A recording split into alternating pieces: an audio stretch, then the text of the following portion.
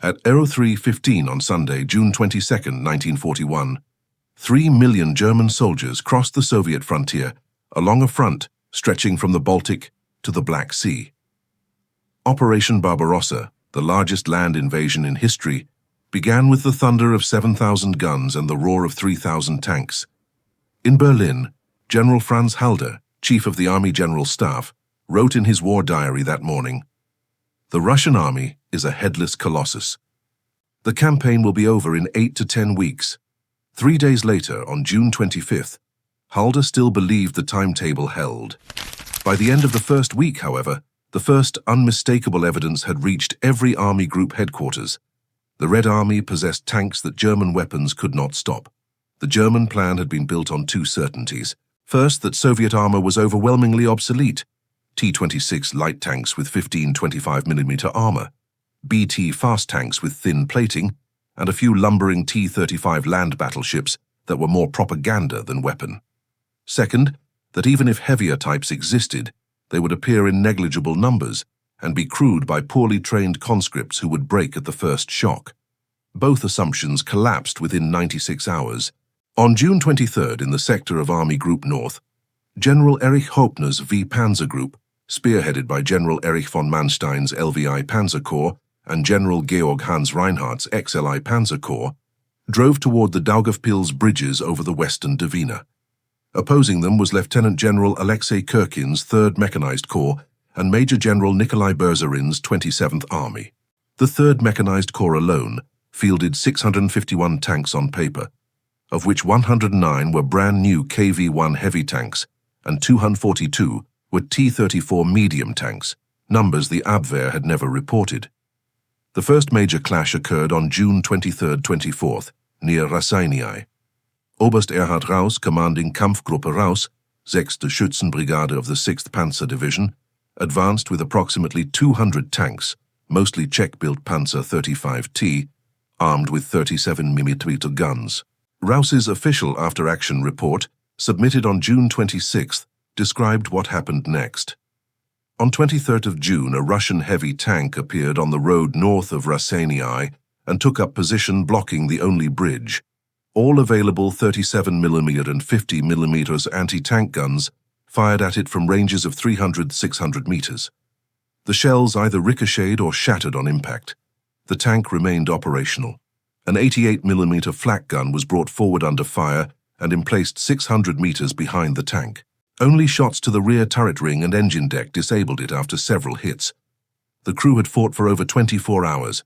That single KV-1 belonged to the 2nd Tank Division, 3rd Mechanized Corps. It was not alone. The same day, the 2nd Tank Division counterattacked with 50 KV-1s and over 100 T-34s. Raus recorded the loss of 24 anti-tank guns and several trucks.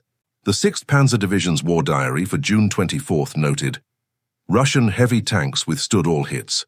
Only the 88mm flak proved effective. The same pattern repeated across the front. In Army Group Center's sector, Guderian's Panzer Group 2 encountered the first mass T-34s on June 23rd, near Brest-Litovsk.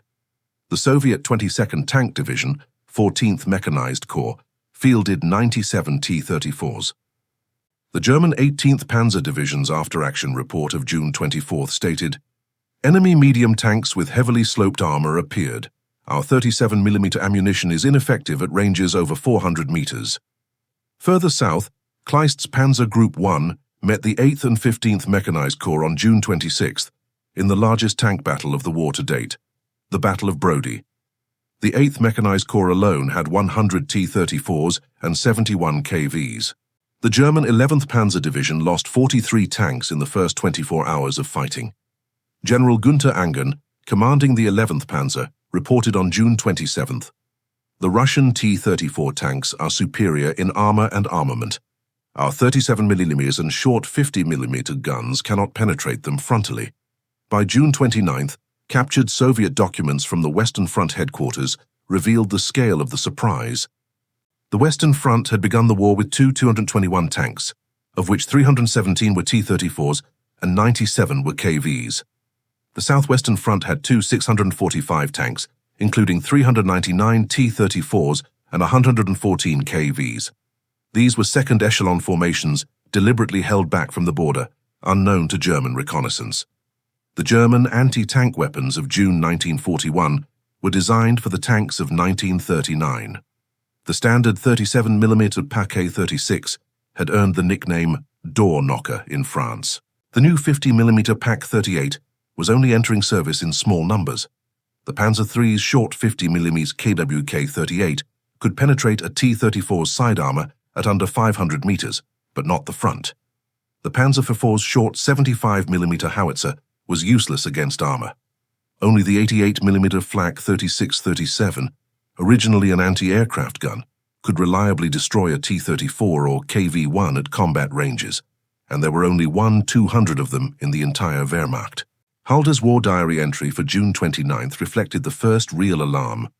Reports from all army groups confirmed the appearance of new Russian tank types, T-34 and KV, in considerable numbers.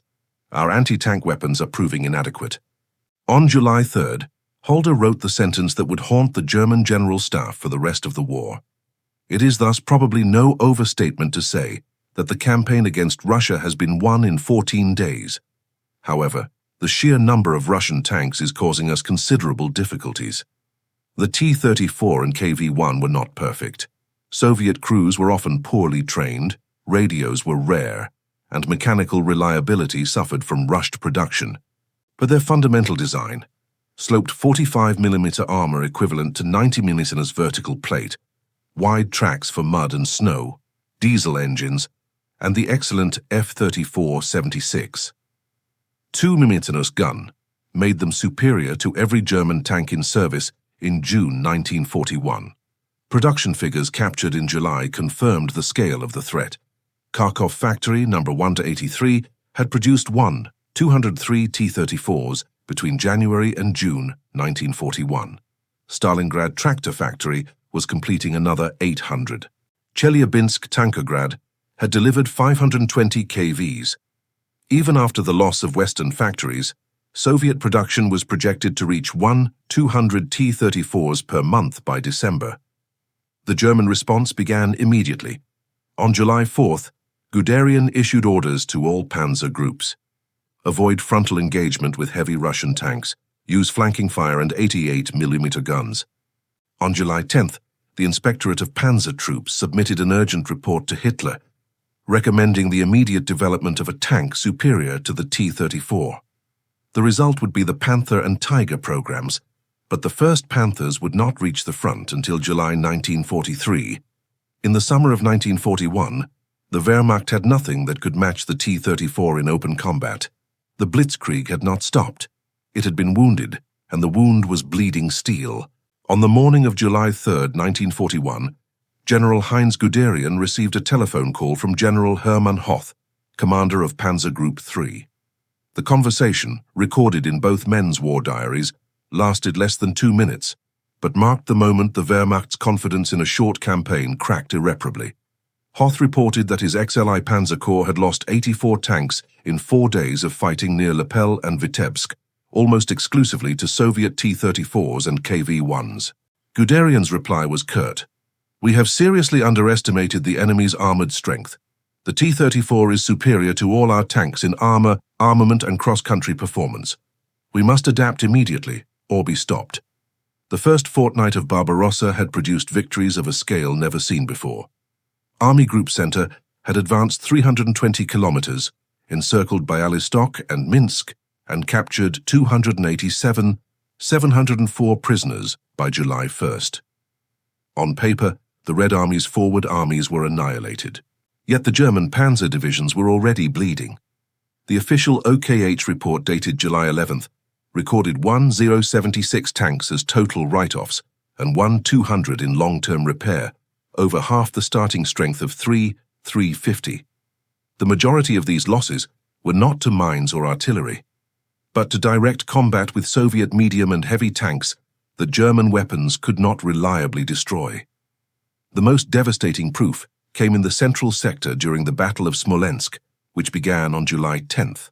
The Soviet Western Front under Marshal Semyon Timoshenko had formed a new defensive line along the Dnieper and western Dvina, with 16 freshly committed armies, including the 16th, 19th, 20th, and 21st Armies. These formations fielded over 1,800 tanks, of which at least 420 were T-34s and KVs.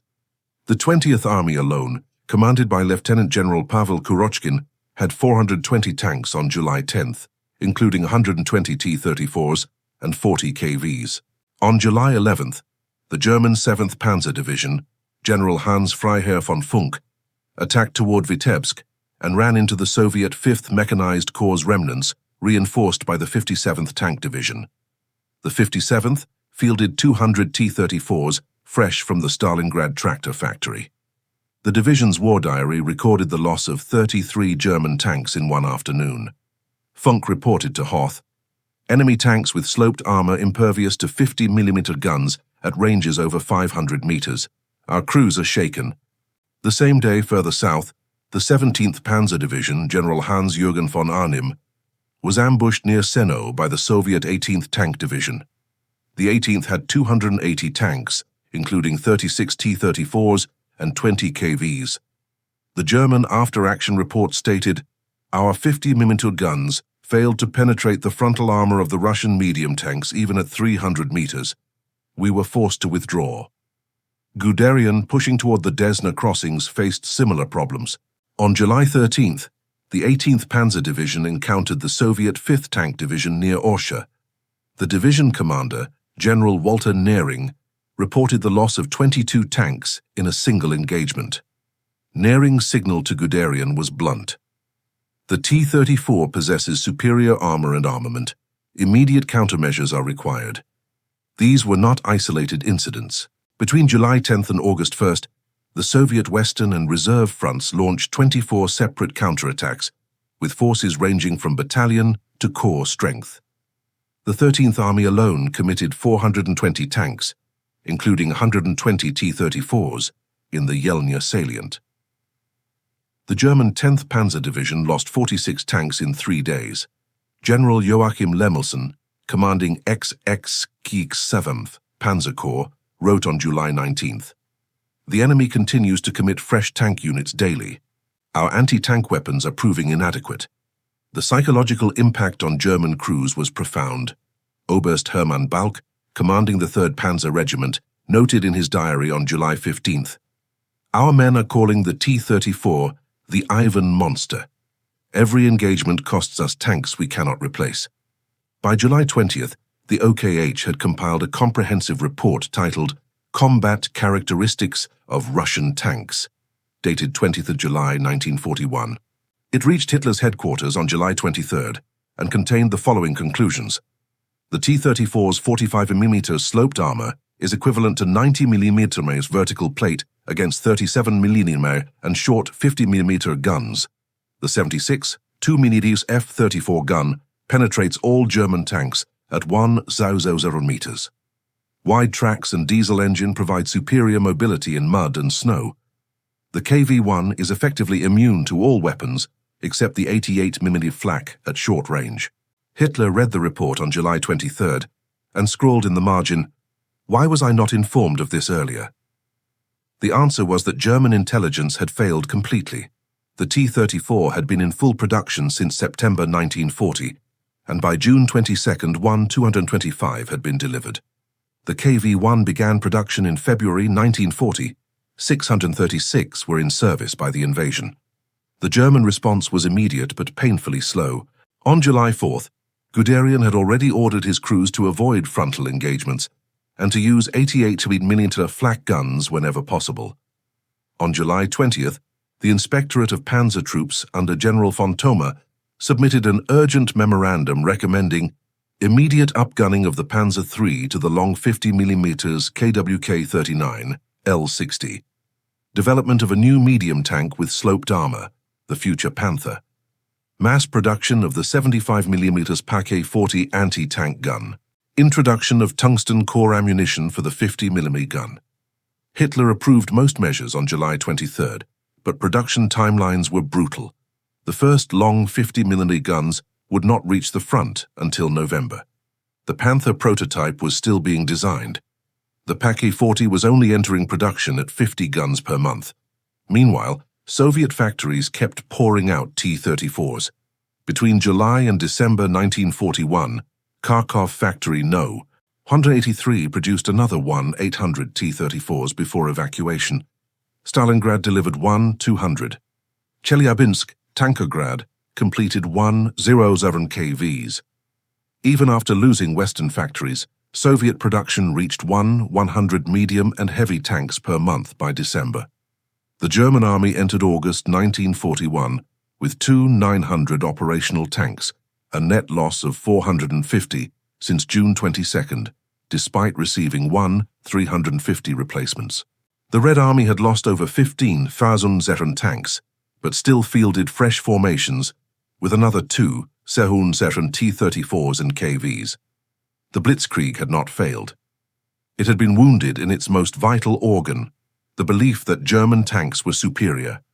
The Wehrmacht had learned that speed and coordination could still win battles, but every victory now came at a price measured in irreplaceable tanks and crews.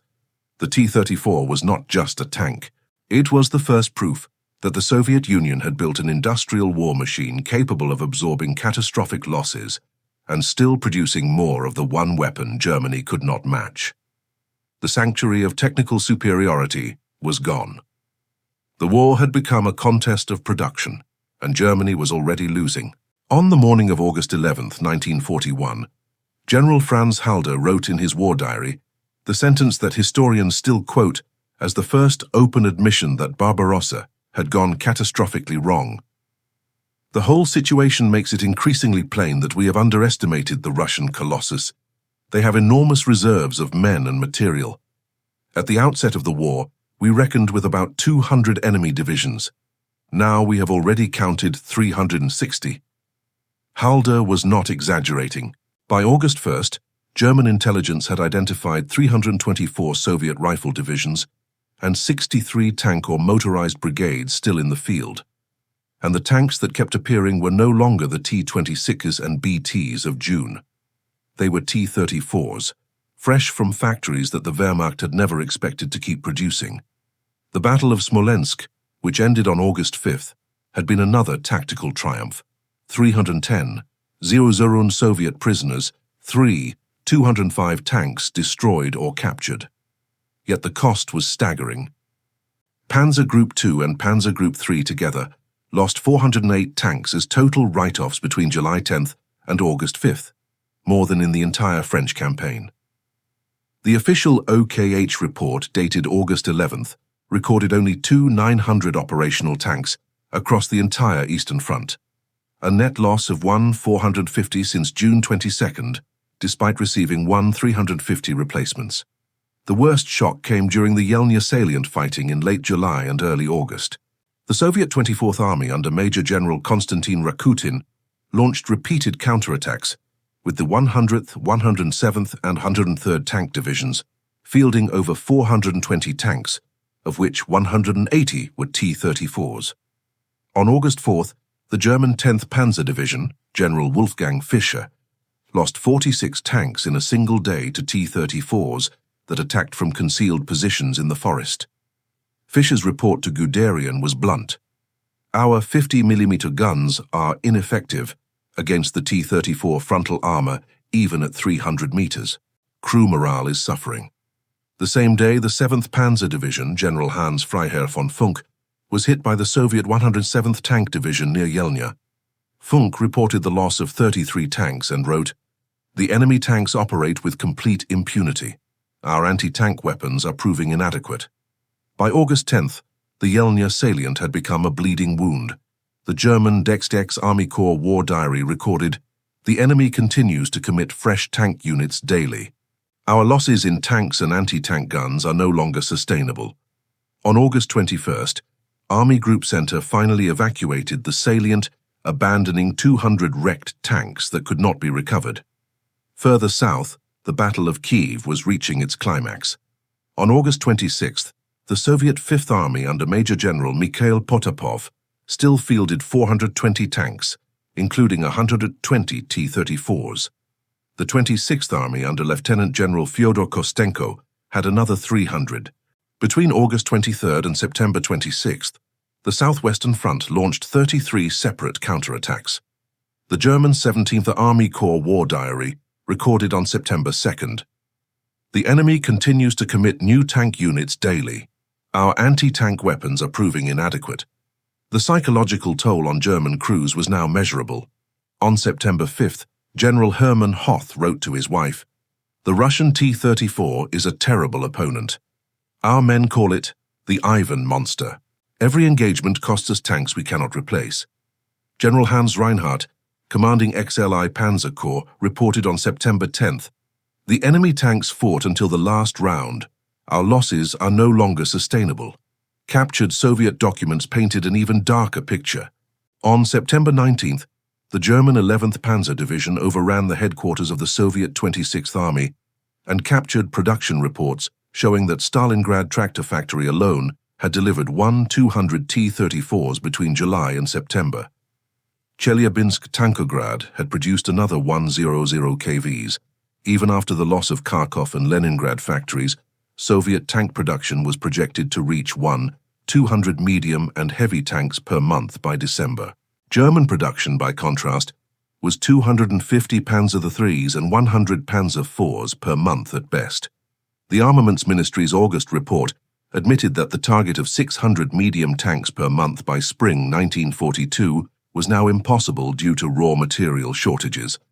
The German response had crystallized in a series of emergency measures. On August 28th, Colonel Walter Nering, Guderian's chief of staff, submitted a memorandum titled Lessons from the First 10 Weeks. It recommended immediate upgunning of all Panzer IIIs to the long 50mm KWK-39L60, acceleration of the VK-30, O-1 heavy tank project, later Panther, and mass production of the 75mm Paquet-40. Hitler approved most recommendations on September 5th, but the first long 50mm guns would not reach the front until November, and the Panther prototype was still being tested. The most desperate improvisation came from the troops themselves. On September 10th, the 10th Panzer Division issued orders to weld additional 30mm armor plates to the front of Panzer IIIs, the famous Stalingrad plates that would become standard by 1942. Engineers developed shaped charge grenades, Haftolladung, capable of penetrating 140mm of armor. The 88mm flak batteries were permanently assigned to ground support roles. Yet none of these measures could close the gap in 1941. By September 26th, the Kiev pocket was closed, yielding 665 prisoners and over 800 tanks destroyed or captured. It was the greatest single victory of the war. Yet Halder's diary entry for September 26th contained a warning that would prove prophetic. The Russian tank arm has been severely damaged, but not destroyed. New formations continue to appear. The Blitzkrieg had not failed. It had been wounded in its most vital organ, the belief that German tanks were superior. The Wehrmacht had learned that speed and coordination could still win battles, but every victory now came at a price, measured in irreplaceable tanks and crews. The T-34 was not just a tank. It was the first proof that the Soviet Union had built an industrial war machine capable of absorbing catastrophic losses and still producing more of the one weapon Germany could not match. The sanctuary of technical superiority was gone. The war had become a contest of production, and Germany was already losing. On the night of October 6, 1941, Colonel Mikhail Katukov's 4th Tank Brigade, newly re-equipped with 55 T-34s, fresh from the Stalingrad Tractor Factory, launched a surprise counterattack near Matsensk against the spearhead of Guderian's 4th Panzer Division. In less than 2 hours, Katukov's tanks destroyed 27 German panzers, while losing only 6 of their own. General Walter Nering, commanding the division, radioed Guderian at 1947. Enemy tanks appeared suddenly from the forest and fired with devastating accuracy. Our 50mm guns are useless against them. We have been forced to withdraw. Guderian halted the entire advance of Panzer Group II for 3 full days, the first time in 2 years of campaigning that he had been compelled to stop because of enemy armor. In his diary that night he wrote, "We have seriously underestimated the Russians. They are learning, and they have tanks we cannot stop. That single engagement at Mtsensk was the moment the myth of effortless German armored superiority finally shattered. By October 1st, the Wehrmacht had lost two 704 tanks since June 22nd, over 70% of its starting strength. Replacements amounted to only 1,350. The Red Army had lost over 20,000 tanks, yet new brigades kept appearing with fresh T-34s. Between July and December 1941, Soviet factories delivered four 472 T-34s and one 890 KVs, despite the evacuation of Kharkov, Leningrad, and half the European USSR. German production of Panzer IIIs and IVs in the same period totaled only one 987. The final proof came during Operation Typhoon, the drive on Moscow that began on October 2nd. On October 13th, Katukov's brigade repeated its success near Kalinin, destroying another 33 German tanks. General Hermann Hoth, commanding Panzer Group 3, reported on October 15th, "The enemy tanks operate with complete impunity in the mud. Our vehicles are immobilized." The Rasputitsa, the season of mud, had turned the wide tracks of the T-34 into a decisive advantage. By November 1st, Army Group Center stood 80 kilometers from Moscow, but its panzer divisions were shadows. The 2nd Panzer Division had only 50 operational tanks left out of 200. The 7th Panzer Division reported 38. The 10th Panzer Division was down to 60. Guderian wrote to his wife on November 3rd, "The Russian winter has come 2 weeks early. Our men are exhausted, our tanks are worn out, and the enemy keeps bringing up fresh forces." On November 27th, Hitler issued Führer Directive 39, ordering a halt to offensive operations. The next day, the Soviet Western, Kalinin, and Southwestern fronts launched their winter counteroffensive, with 21 fresh armies, including 17 newly formed tank brigades, equipped with over 100 T-34s and KVs. By December 5th, the Red Army had recaptured Rostov, Tikhvin, and Yelets, and was threatening Smolensk. The Wehrmacht, for the first time in the war, was in full retreat. The German High Command spent December counting the cost. The OKH report dated December 15th recorded 827 tanks as total losses since June 22nd. Replacements delivered, 863. Net loss, 0 tanks, nearly 60% of the entire panzer force committed to Barbarossa. The Red Army, despite losing over 20,000 tanks, ended the year with more operational medium and heavy tanks than it had begun with. The psychological collapse was complete. On December 19th, Field Marshal von Bock was relieved of command of Army Group Center. On December 20th, Halder wrote, "The myth of the invincibility of the German soldier has been shattered." Guderian was dismissed on December 26th after refusing to obey orders to hold impossible positions. The officer who had created the Blitzkrieg was sacked because the Blitzkrieg had met its match. Post-war interrogations of surviving generals revealed the depth of the shock. General Gunther Blumentritt, Chief of Staff of the Fourth Army, told Allied interrogators in 1945, "The appearance of the T-34 in 1941 was a psychological blow from which the German army never fully recovered." General Friedrich von Mellenthin, operations officer of Exelfi Panzer Corps, wrote in his memoirs, "The T-34 with its good armor, ideal shape, and 76 2mm gun made everyone in the German army shudder. We had nothing comparable." The day Germany realized the T-34 was only the beginning was not one single day. It was the moment Raus's Kampfgruppe was held up by a single KV-1 at Rasenii on June 24th. It was the moment Katukov's brigade stopped the 4th Panzer Division at Mtsensk on October 6th. It was the moment Halder wrote on August 11th that the Russian colossus had been underestimated. And it was the moment the first snow fell on October 7th, and the T-34's wide tracks turned the mud into a Soviet ally. 4 years of unbroken victory had taught the Wehrmacht that speed, coordination, and superior training would always prevail. In 6 months of 1941, the T-34 taught them that industrial depth and simple, robust design could absorb any shock and still come back stronger. The Blitzkrieg did not die in the snow outside Moscow. It died the first time a German crew watched their 50mm shell ricochet off a T-34 and realized there were thousands more behind it. If these minute-by-minute fact-based accounts of the moments everything changed are what you come here for, hit subscribe and ring the bell. A new documentary every single week. See you in the next one.